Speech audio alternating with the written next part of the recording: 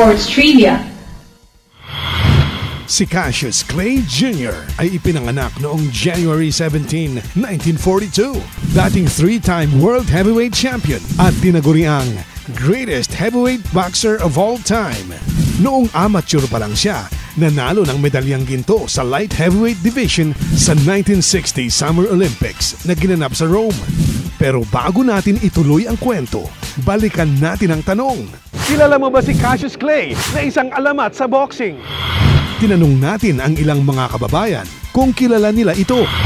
Manong, amamuyo ni Cassius Clay? Naboy-boy mi lang di TV may panggipti pa nagbubuksing. Boxing ano niya man? Wednesday.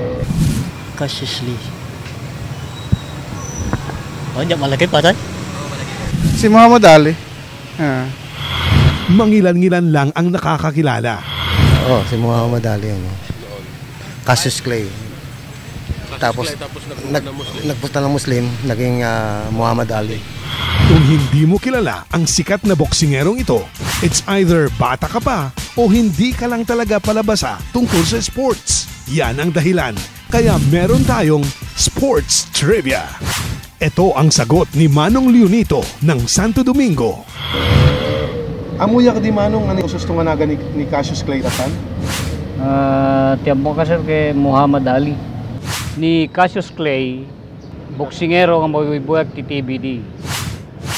Paborito ko pa yung boksingero Ket tinagan na ta Muhammad Ali.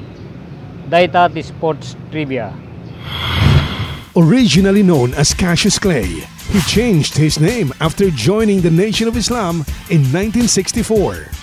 At doon, nakilala na siya bilang Muhammad Ali. May mga balita din noon na natanggalan siya ng corona sa boxing at sinuspindi ang kanyang lisensya bilang boksingero dahil sa isyo di umano sa hindi niya pag-training sa US military. Ibang klase ang estilo ni Ali sa boxing. Siya ay isa ring trash talker o mahilig mang-asar kahit nakasuot ang kanyang mouthpiece.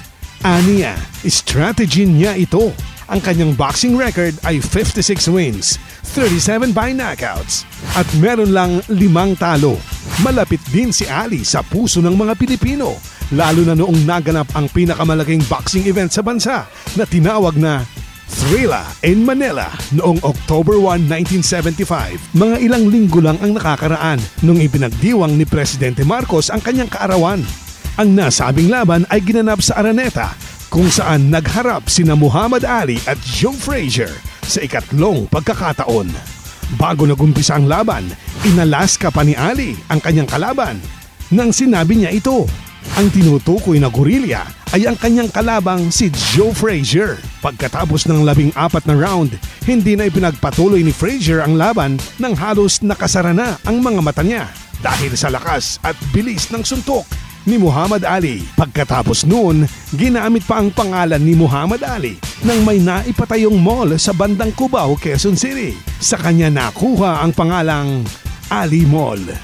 The greatest and most exciting heavyweight boxer of all time, Cassius Marcellus Clay Jr.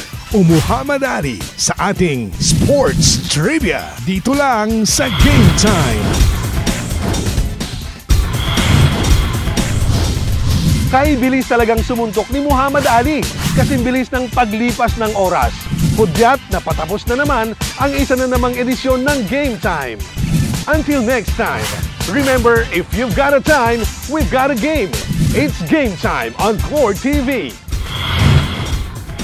Game Time would like to thank the following: Don Wackie's Food Bar and Minimart, Bantay Arcade. Sa Don Wackie's, affordable na, may bottomless iced tea pa.